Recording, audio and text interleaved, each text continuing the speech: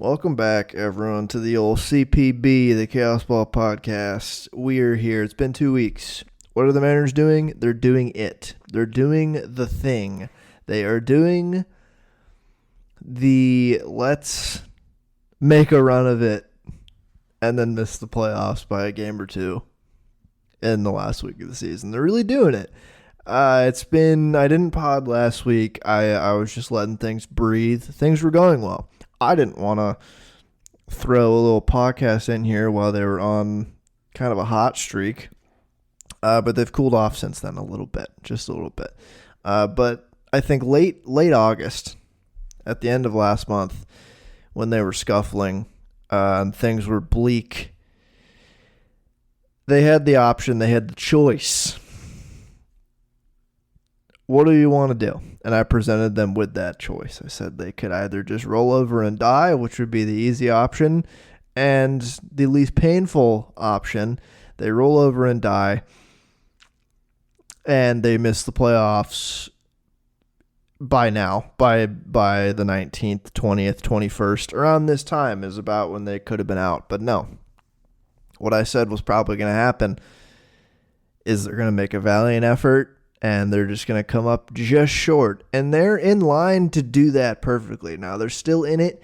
They're still going to be in it for at least another week, probably. They are 2 games back of the Tigers, the red-hot Tigers, good Lord, and the Twins. The Twins are 4-6 in their last 10. The Tigers are 8-2 in their last 10.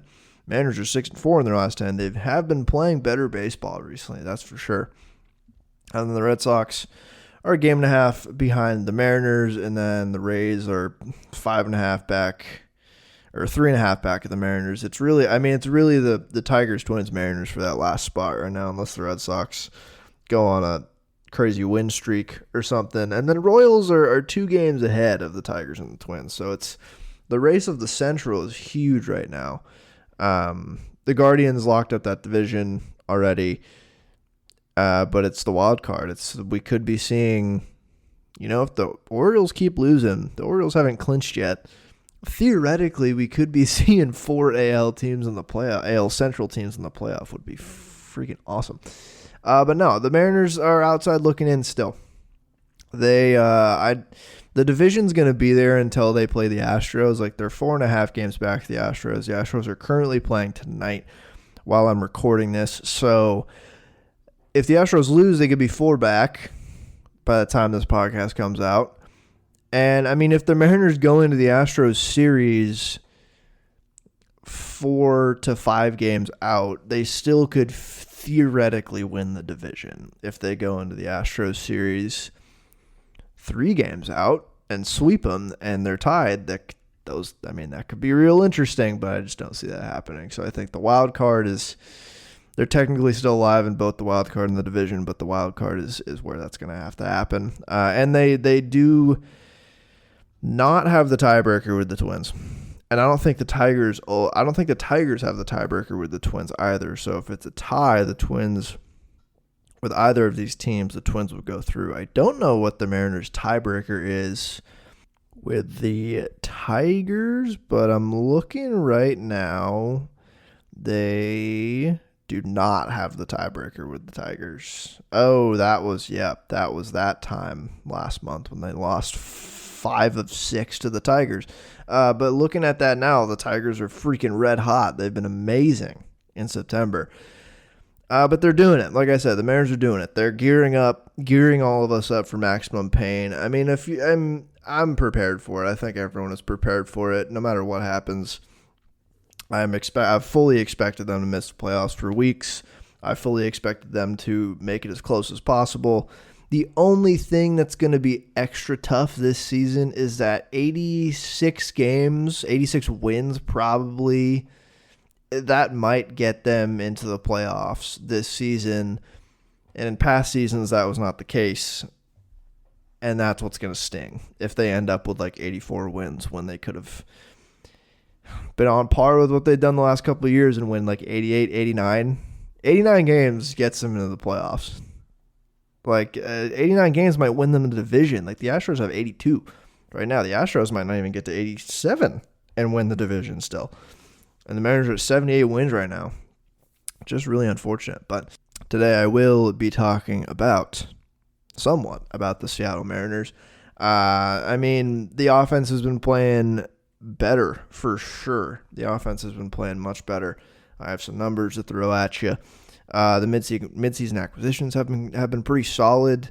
Talk a little bit about the Yankees series and some of the base running issues they've had this season and recently, and just riff and then get out of here. And still we're still waiting for the day they're eliminated and or make the playoffs again. It's not out of the realm of possibility that they can make the playoffs this season, but it's looking increasingly unlikely that they'll do so. But before I get into the Mariners, the Modesto Nuts have won the California League again. Back-to-back champions for the Modesto Nuts. The Modesto Nuts are a wagon.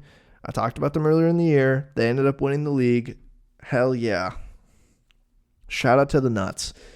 And that's it. That's the minor league update. But the Mariners they split a series with the Padres last week. They took 3 or 4 from the Rangers at home. And they just lost 2 of 3 to the Yankees. Got trounced, and on Tuesday, Brian Wu had his worst start of the year, comfortably his worst start at T-Mobile. He'd been insanely good at T-Mobile all year. Felt like he was kind of due to have a start like this, and it's against a really solid lineup too. So it's really unfortunate that happened. But the Mariners scored 2 runs, probably could have scored a little bit more, but you're not going to win that many games scoring 2 runs, as we've learned. And then the game on Wednesday was awful, terrible, awful game.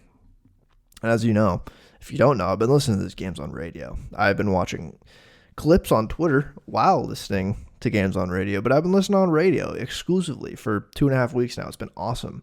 And they've been playing really good ball, so I just haven't really been disrupting it. Rick Riz is phenomenal. So hearing him describe some of these plays I know what happens, but then I have to race to Twitter to watch. And I'll talk about it more later, but the Julio thing, that it didn't lose them the game, but it pushed the nail almost all the way in to the coffin in that game. And that was an excruciating loss after an excruciating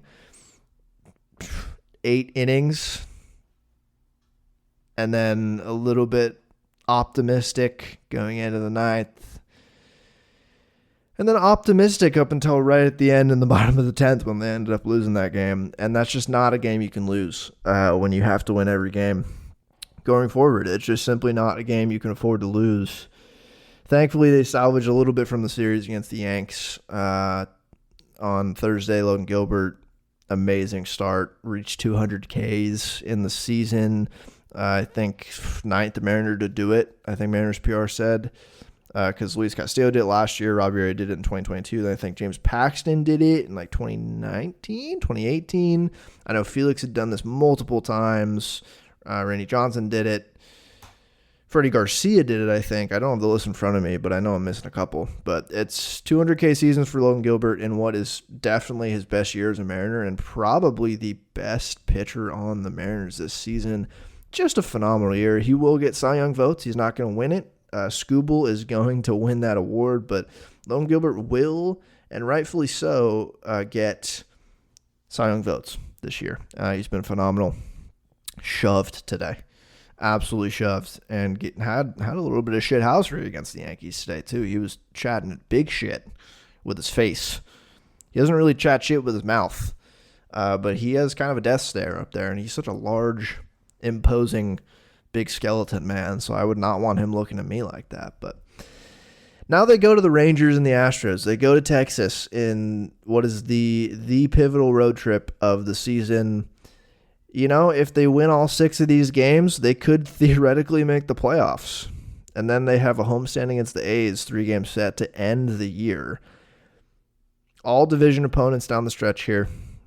We'll see what happens. I don't know. I'm not going to try to predict anything. I'm just taking the season as it rolls in through the words of the great Rick Riz, and that is that. So we have almost reached a month since Scott Service was sacked, and Dan Wilson was hired.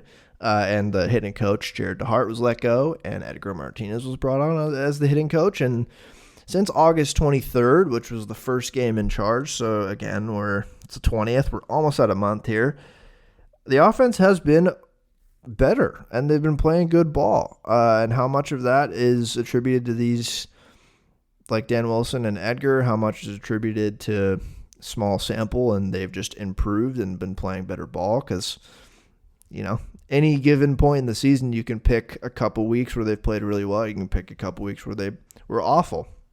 And I think part of this is they were so bad heading into Scott Service's firing. Like, the first 3 weeks of August were awful. They were terrible. Besides the Mets sweep, it was just a terrible experience. The road trip from hell in Detroit, Pittsburgh, and LA, where they took one game of a possible 9. It was the final nail in the coffin for Scott, and it was a low point in the season. And so I think firing him appeased many fans. It didn't necessarily appease me, but I didn't disagree with the move. And some fan service in promoting Dan Wilson and Edgar, the head coach, or I guess manager and hitting coach. And I think if they went on to just be kind of lifeless and miss the playoffs by the second week of September, I don't know if anyone would have really batted an eye at that. I don't know if anyone would have credited Dan Wilson and Edgar, or discredited them, because it's such a small sample. But since they've been playing much better, I think it's way easier to be like, yeah, they made a difference. This has made a difference for sure. I don't know. But the numbers are, since August 23rd, they're 7th in runs scored in baseball. They lead the league in walk rate at 11.2% over that time. They're only striking out 24.3% of the time as a team, which is still the 10th worst, but certainly an improvement. That is an improvement from where they were at. They're third in WRC plus as a team with 126 over that span. They're slashing 251, 351, 414. That 765 OPS is 5th in baseball over that span. And again, is this small sample, or are they just hitting great? And are these improvements that have been made because Scott and Jared DeHart are not here? Again, it's hard to say. I'm inclined to believe that Edgar at least has helped the offense somewhat, and some of this can be attributed to him. I don't think he's done nothing, obviously, since his time there.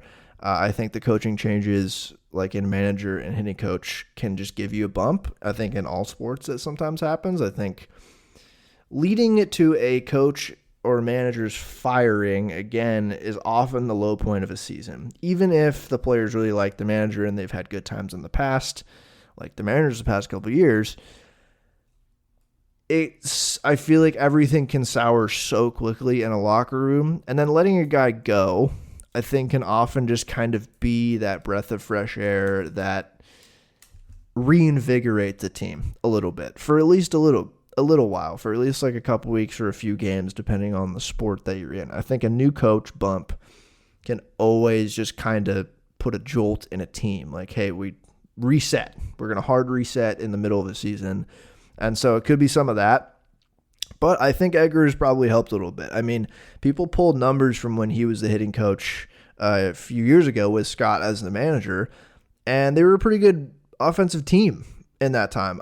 Different personnel, vastly different personnel in the lineup. That's obviously something you need to consider. But if someone knows a thing or two about hitting, it's Edgar Martinez. And I think if someone also knows how to impart a, don't think too much, just go up there and trust yourself and hit, I think it's Edgar Martinez. He doesn't seem like the type to overcomplicate things. He doesn't seem like the type to talk a guy's ear off about strategy going into a set game or series with the hitters. And it seemed a little bit like Scott and or Jared DeHart had done that. It seemed like they threw a lot of stuff at them, at the hitters. It was talked about by the players and some of the beat writers that there was chatter in the locker room kind of about making the hitters think too much, getting in their own head. I mean, I think that came from the front office a little bit in the offseason. And from the fans and everything, there was such an emphasis on cutting down on the strikeouts, and that was the boogeyman for why their offense was so bad last year, and it was definitely a reason, but I've talked a lot about that's not the only reason they were bad. They were just bad in most aspects, and they were for most of this year. And I think when you talk about it so much, it draws so much more attention to it, and it puts so much pressure on these hitters, and they're thinking about, I can't strike out. And when you're thinking about that, I think you strike out a lot more than you would. So I think maybe what Dan Wilson and Egger have done is take some of the pressure off the hitters and given them less direction, and just kind of had the hitters go up there and just hit. Not think a whole lot, just hit. I think they're just getting the dudes to just relax and play ball. It felt like in August especially, there was so much more pressure on Scott and the team to perform. I think Scott knew his job was in trouble. And I can't imagine he was the jolliest of fellows in August. And when your boss at work is not in a great mood, you're not going to be in a great mood. So I think the vibes part of it is definitely something you need to factor in. But the point is, they've been a very solid, contending worthy offense for a month now, which still small sample, but it's just been a marked improvement. And the midseason acquisitions have been really solid. I think that's also part of it, is that the midseason acquisitions had a little bit of time for the rest of July to settle in, and then August hit the ground running, and there were some struggles there, but overall they've been really solid for the Mariners. Robles included. He was a midseason acquisition, the best one, really. He cooled off slightly in August, but has had a insanely hot September for the team, and he has a 159 WRC plus as a Mariner this year, which is still just insane. The Victor Robles 2023 Mariners just experience, I guess, has been surreal. Every day I can't believe he's been doing this. And if they miss the playoffs, I think we're going to miss out on a potentially epic playoff run from this team centered around Victor Robles. Could you imagine what Victor Robles would conjure up in the playoffs for this team? He's not only been good, but he's just so chaotic. Like, can you imagine him on a like playing well for a playoff team? Insane. It would be awesome. It would be phenomenal. I mean, he was on that 2019 Nationals team, and I think he won like the Gold Glove that year. He had always been solid in center field. I can't say I remember if he was good for this team in the playoffs. I know he was playing. That's all I know. But I think that's what I'm going to miss out on most if they miss the playoffs this year, is the Victor Robles October experience, because, man, that would be electric. And then Justin Turner, another midseason acquisition, a deadline acquisition. He's a 130 WRC plus as a Mariner, has just come in and done precisely what they've wanted him to do. He is a professional. He is, I think, the oldest position player in baseball, and he looks the part in terms of just the at-bats he puts in day out. I think that's also something you have to consider with the offense and some of the guys coming along, like Julio a little bit, and like Luke Raley's had a really good second half. I think some of it is probably having Justin Turner available to you when you're at work to just kind of poke and prod with questions about hitting. That can't hurt either. The guy knows a thing or two about swinging the bat in the big leagues. And he's been great. He's been everything they could ask for, and they really didn't give up much to get him at all. And then Randy Rosarena has a 123 WRC plus as a Mariner as well, and it's been a full Mariners experience for Randy. I think I'm glad a lot of people realize just how special and unique of a player he is now that he's a Mariner. I think a lot of people on the West Coast probably didn't watch him much as a Ray, and I don't blame them one bit for not watching him, and many people just remember him for his 2020 playoffs, and you should. You definitely should.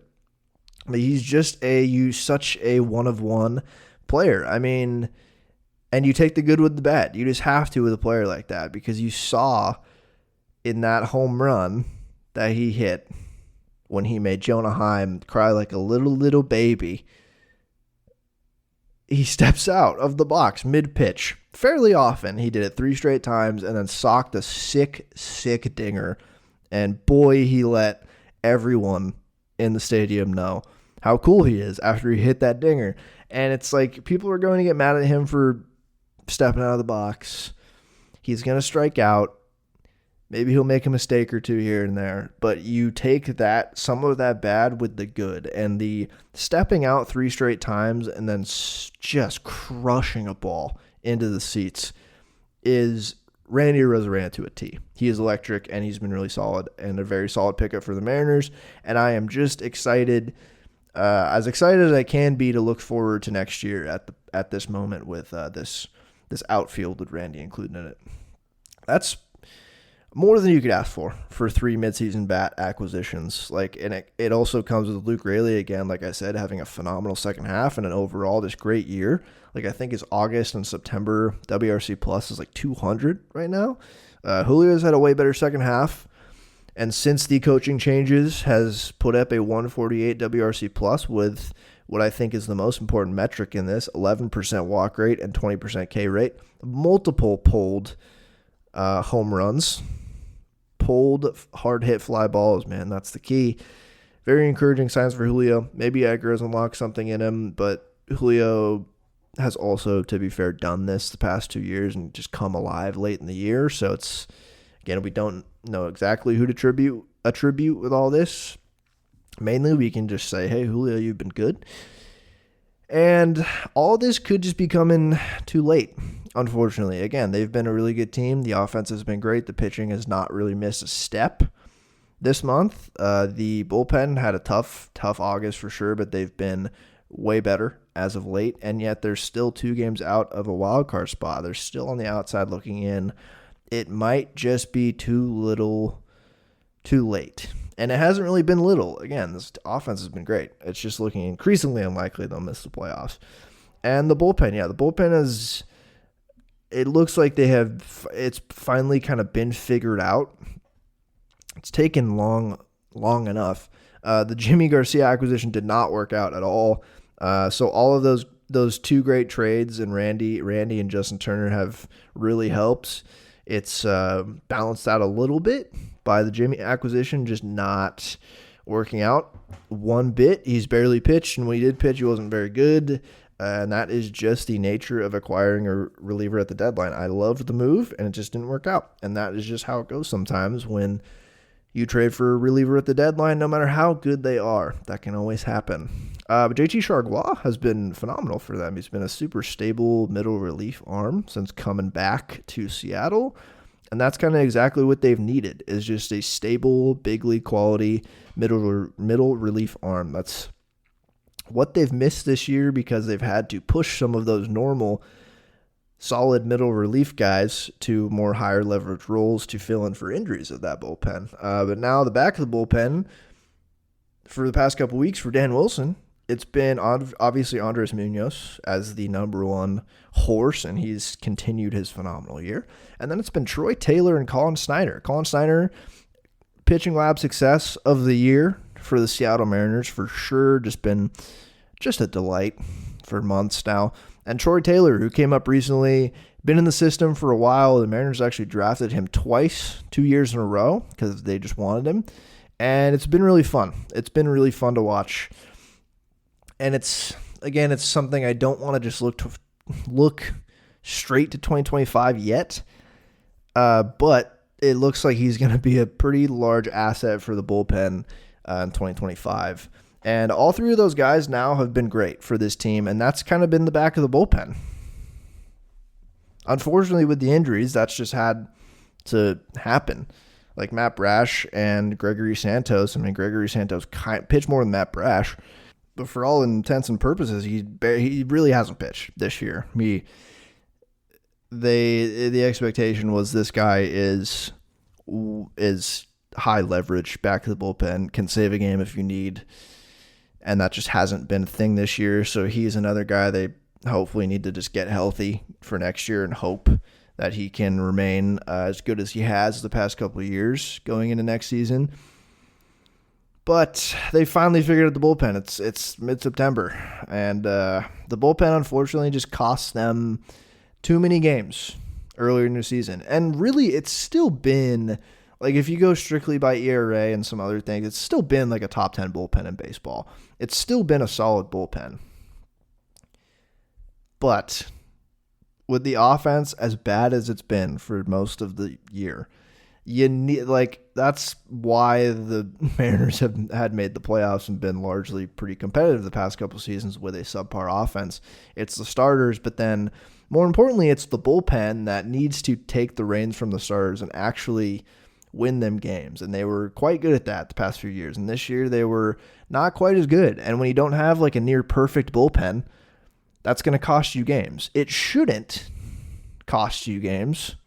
You should be able to have a good enough offense to score a lot of runs to give the bullpen cushion more often than not. But that's just not how this team is constructed. And so when you have a bullpen who is not as elite as years past, it hurts you a lot. And that's an issue with the team building. And some of the stable bullpen arms the Mariners have had the past couple seasons just did not have good years this year. But Troy Taylor, Colin Snyder, Andres Munoz, and then, largely, like, Trent Thornton's had a good year. I think Austin Devoth, on the whole, has had a solid year. Like I said, Chargois has been great since the addition. Just that also is kind of too little too late. It's something they needed a stable bullpen about 2 months ago. And the only stable guy that's been here the entire season is Andres Munoz. He's been really the most consistent and dominant guy in the bullpen, which is not surprising. It's not like super abnormal to figure out your bullpen a little bit in September, like especially when you're heading into October, but you have to get to October for that to matter at all. So there's that. That's that important little wrinkle in there. But again, they figured out the bullpen. The offense is coming along. The starting pitching's still been great. All of it, again, might be too little too late, and they're setting us up on a silver platter to miss the playoffs on like the last couple days of the season again. They have done that. What feels like in the past decade, they've done it 7 times out of 10, which I don't know if is true. I'd have to fact check that for sure, but it feels like that, doesn't it? Doesn't it feel they made the playoffs once and every other competitive team has missed the playoffs in the last week of the season? It's just kind of what they do, unfortunately. Maybe it's the stamp of a Jerry DiPoto run organization is that, which is not a good stamp to have. Just barely almost good enough is what this team has been this season and in the past few years. Just unfortunate. Wasting a lot of primes and cheap years of the pitching you have worked so hard to develop and have succeeded in developing. It's just wildly unfortunate. But I'm done talking about the team as a whole. Let's talk about some base running, shall we? Some TOOTBLANs, some throw it out on the base path looking like a nincompoop plays. They've had too many of them this year. It's felt like a year of the TOOTBLAN for the Seattle Mariners. It's felt like a really awful, not fundamentally sound base running year for this team. And unfortunately, Julio Rodriguez has been at the center of many of these. He's been picked off too many times this year. I think this is one of the knocks of Julio, and I think it's a fair knock and criticism that somewhat of a lack of focus this year with him on the base path. And maybe it's just been like the fact that he's struggled a lot and he's getting in his head, and that is a very human reaction to be distracted when you are struggling. But it just can't happen sometimes. And this one, I'll get into it. It wasn't 100% him being an idiot. It was a little bit of it, but upon further review, it wasn't like he was just absolutely lollygagging out there. There was somewhat of a reason he was a little distracted this time. Still not great. I'm sure all of you know what I'm talking about, but let's paint a picture here. Wednesday night. It's the 10th. It's the 10th inning. Justin Turner had just hit a solo home run in the bottom of the 8th to tie the game up at 1-1. Going into the ninth, the bullpen holds. Colin Schneider comes in and has a common Colin Schneider success in the top of the ninth and blanks the Yankees. The Mariners have an opportunity to win it, and they simply do not. They choose to not walk it off in the ninth, and we go to the 10th inning, and the 10th inning, Colin Schneider stays out there. He gives up a double Anthony Rizzo and then gets out of the inning. He gave up one hit, and a run comes in because Rob Manfred's worst rule and worst thing he's ever done as commissioner is the zombie runner, and so there's a man on second base to start the inning. Not an earned run for Colin Schneider. Colin Schneider gives up one double and then gets 3 outs, and still the Mariners are losing because of that, because of the zombie runner. Again, the worst rule ever made, ever conceived in all sports. That's a take. I hate it. I hate it so much. Not even just because they lost this game. I don't care if the Mariners win on the back of the zombie runner. It's stupid. It makes no sense. I don't want to rant about it, but it fires me up. It's just such a stupid rule. It was all about pace of play. And it's like, well, a regulation game, sure, 9 innings is what you care about, pace of play. It's called extra innings because you're having extra baseball on top of your regular baseball. I don't think anyone cares how long extra innings games go. People cared a lot more about how 9-inning games went. I could talk for so much longer about this, but I'm not. Okay. Yankees take the lead. It's 2-1. It's 2-1 going in the bottom of the 10th. The Mariners get something going in the bottom of the 10th, and they have runners on first and third with no outs. Runners on first and third with no outs, you say. Wow. And they're down 1. So, I mean, you're at least tying the game up, right? Like, even like a ground ball, like a weak ground ball can probably get the guy on third home. The guy on third is Julio Rodriguez. He's really fast. So you kind of have everything set up perfectly here to at least tie the ball game and extend the game a little bit. But everyone knows that's not what happens. Everyone knows the Mariners are a social experiment, and they try to push me and every other fan to their absolute limits of sanity. Randy Rosarena strikes out swinging and tosses his bat while striking out, as he does a little too often. A little too often I feel like he tosses his bat, but it is what it is. He swings out of his shoes, which is part of what makes him great and also part of why he strikes out a lot. He throws his bat, and it almost hits Julio. Julio tries to get out of the way, and then is in a little bit of a tiff on the base path. Thought something, and then gets picked off. And I'm listening to this on radio, so Rick Riz initially wasn't like explaining all of that. Rick Riz was like, "Oh, Randy Rizzo strikes out swinging." I'm like, "Oh shoot, man, that stinks. Randy struck out." So now it's 1 out with first and third. Still a pretty damn good opportunity to score a run and tie the ball game. And then Rick is like, "Oh, and Julio was picked off at third." And then I tossed my phone. No, I didn't. I can't lie to you. I didn't break my phone. I was about to. I got real mad. I got real freaking mad. Everyone else got mad. I saw everyone on Twitter. Everyone was so mad. Rightfully so. This is a huge spot in the game. Huge spot in your year. You can't turn off on the base path. And to get picked off at third base after a strikeout, I was like, how did that even happen? Like, if it's a strikeout, strikeouts are pretty cut and dry. The guy swung and missed. You can see it happen. Why would you be running to home already and then get picked off? But no. So the bat, as everyone probably has known by or seen by now, and there's been plenty of angles of this, the bat, Randy lets go of his bat. So upon further review, and what he said post-game is he was dodging Randy's bat, and in the midst of that, he got caught in the base path and couldn't get back in time. So he was on the left side of the base path, as you are when you were breaking for home or leading off on third base. The bat comes flying at him. He ducks to get out of the way and turns toward the away dugout. So his back is to the pitcher. And at this point, I think he thinks the ball is dead. He thought the play was dead, or it was a foul ball or something, because in the whole chaos of it, it's like when you or trying to dodge a flying bat, you're not thinking about anything else other than get out of the way for at least like a second or two. And then he was just really slow to react after it.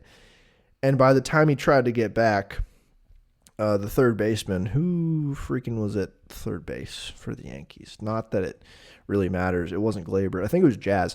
Jazz was screaming at Austin Wells, like he was screaming to throw it at him, and they just got him. It was a good throw, but just terrible, demoralizing. The video confirmed what Julio said. Like it was still on him, but he was dodging the bat and just thought it was like a dead ball or something. Got back to the base way too slow and got picked off. So it's a double play. It kills the runner on third. So now Cal Raleigh is on first base, and then Justin Turner strikes out. So game over. Loss 2-1, back-breaking loss on a night. I think the Astros won. I think the Tigers won. I think the Twins won. It was just terrible, terrible loss. This is not 100, like I said earlier, it's not 100% Julio's fault here, but it's still a good amount his fault. At least he didn't get straight picked off. Like, he was dodging a bat. I understand what happened. But you still, like, he needed to turn around quicker there and realize the ball is in play. Like, when Jazz starts yelling at Austin Wells, Julio needs to scamper back as quick as he can, and he was just a little too late. It was just a little too late by the time he realized the ball was in play still, technically, and not dead. Brutal. People are killing Julio online for this, let me tell you. They're killing him online. I think I have a lot to say about that, but just really unfortunate. Just a terrible way to lose a game. And then the day before, it's compounded because the day before, Victor Robles, man, he is an agent of chaos. This is why it's the year of the TOOTBLAN. This one was terrible. This one was 100% Robles' fault. The Julio one, I don't know what percentage you want to give. It wasn't 100% his fault. He was dodging the bat. I give the bat a little bit of the fault in that ordeal. But Victor Robles, the day before, he's just a pure, unadulterated baseball joker in a happy joker. He's just, you just never know what he's going to do next, and it could be good or bad. On Tuesday, it was no different. The Yankees took a 2-0 lead in the first inning, and then the Mariners looked to respond. And then Robles gets hit by Luis Gil and then hugs him in the first inning, leading off, which I've literally never seen before. But again, it's Victor Robles. That was only the first crazy, funny thing he did this inning. I guess this next thing wasn't funny. Luis Gil loads the bases with 2 more walks. And in the process, he does get 2 outs. But he also gets 2 more walks. So it's 2 outs, bases loaded, with Justin Turner at the plate. It's a 3-0 count against Luis Gil. It's a 3-0 count against a guy who walks like 14% of the batters he faces. I don't have his walk rate in front of you, but it's something like that. He leads the league this year in walk rate among qualified starting pitching. If you know anything about Luis Gil, he's effectively wild. It's insanely hard to hit his stuff because he doesn't know where it's going. He's 100% going to walk a run in here. I don't even know if he really tried. He could have put 3 straight strikes out there. I don't think the bat was going to leave his shoulders at all. And after the third ball, I think he was going to stand there until Luis Gil walked in a run.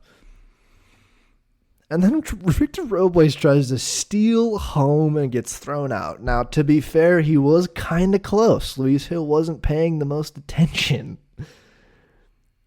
But holy shit, man. I can't think of a worse time to try to do that in the regular season. In a regular season game. In a very crucial game down the stretch. I mean, I can think of a worse time. Like if it was the bottom of the ninth and you're down by a run, sure, that's a worse situation. But you get what I'm saying. Like, this is one of the worst and maybe the worst base running decisions I've ever seen.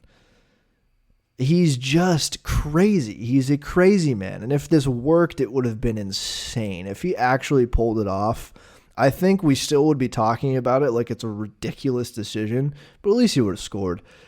Just absolutely absurd. Thankfully, it didn't really end up mattering. Like, the Yankees won by nine runs. They won 11-2. And to say stuff like if they had scored in the bottom of the first, it could have shifted the momentum and they wouldn't have lost the game 11-2. But I don't think people who say that are arguing in good faith at all. Like, you don't know what was going to happen. Like, I don't think that, like, if Robles stayed at third base, I don't think that that would have caused Bryan Woo to not get touched up by the Yankees in the ensuing, like, 4 innings. Maybe Heel walks on a run there. Then maybe Polanco grounds out, and it's 2-1 going into the second. Would that have really changed anything? Maybe Polanco hits a grand slam, and it's 5-2.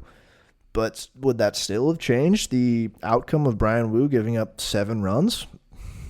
You just can't say for sure. Like, this is not where the Mariners lost this game, but it was ugly. Oh, it was so ugly. An awful base running decision from a guy who makes insane base running decisions. I mean, he had all the confidence in the world. I think he'd stolen like 30 straight bags before this, and 7 of those were to third base. He's stolen third a lot with the Mariners. Just unfortunate. Like, I thank God they lost by 9 runs instead of like 1 or 2, because then we'd really be dwelling on that decision a lot more than we currently are. Thankfully, Julio did something crazy in the next game anyway, so it's like 24-hour news cycle. We're not talking about this anymore. I am. But with Robles this year, he's been so good for this team. He is a huge reason they're even still in the playoff race at all. You have to take the good with the bad. You can't celebrate his crazy steals of third base and bunts for hits. You can't celebrate those chaotic good plays without accepting that there's going to be some chaotic bad plays, and this one was real chaotic bad. Real bad. It just comes with the territory of rooting for a guy like that. You just got to take it in stride. So, after this, it's just, I mean, fans are angry in general right now with the team, but a lot of folks on the internet are just spewing hate, lots of hate for Julio and Robles. Randy, a little bit too, to be honest with you, and the team as a whole, but I feel like Julio, especially after what happened, people are really like, oh, trade him. Oh, they shouldn't have paid that guy. Oh, he sucks, man. I hate him.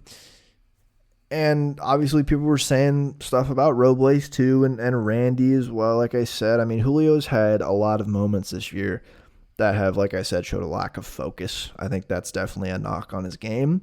He is 23. I think it's fair that he is having these somewhat immature-ish, like, big league moments. I think as he gets more big league reps under his belt, he will be better at that part of his game. I think that's a valid criticism.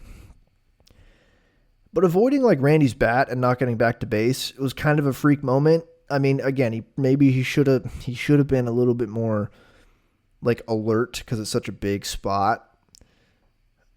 But still, like, I think you can have valid criticism without veering into just, like, that guy sucks, we should trade him. The common denominator of all 3 of those guys, Randy, Julio, and Victor Robles, what do you think the common denominator is? And why a lot of people hate those? They make your classic conservative baseball fan real cranky. And they always will.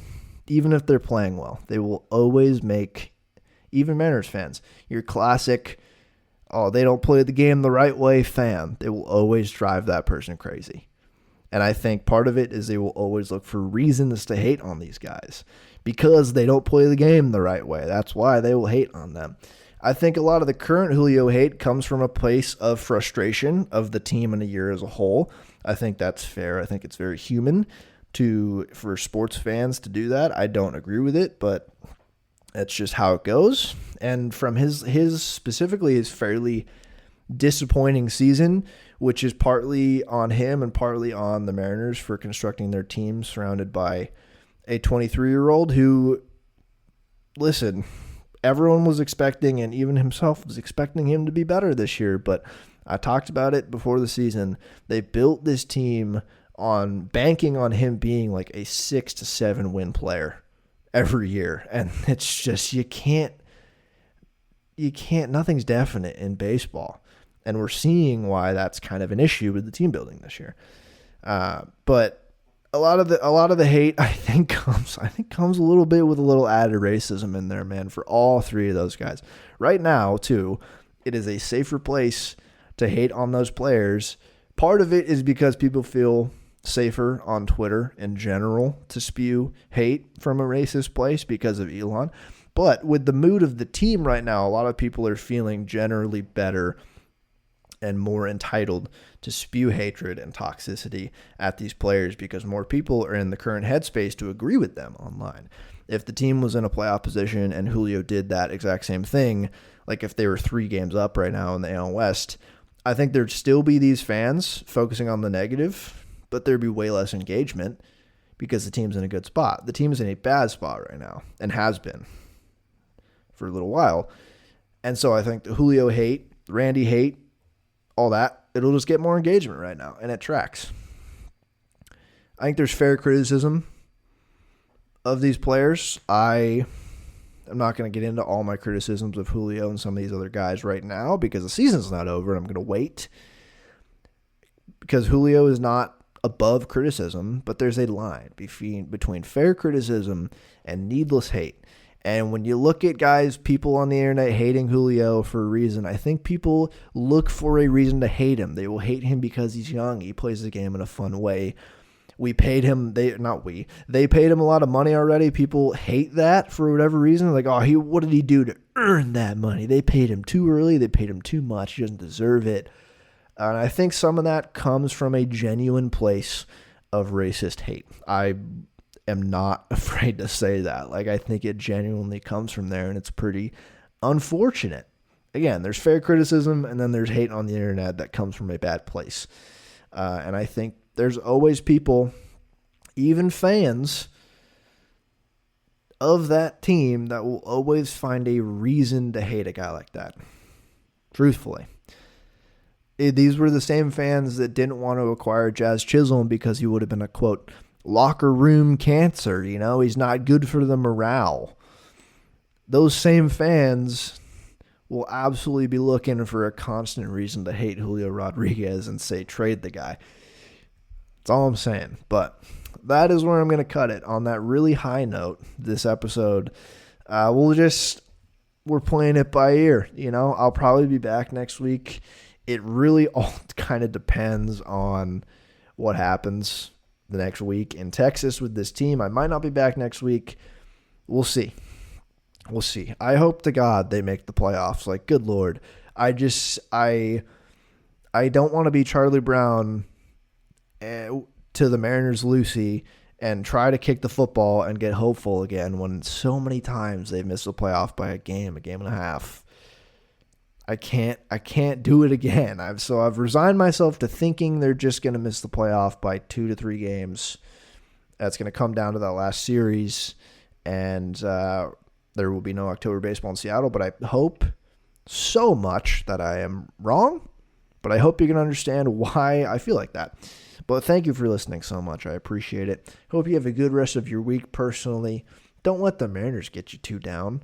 There's a lot of other good things going on in life right now. So, goodbye, and I will leave you with a one hearty go Mariners.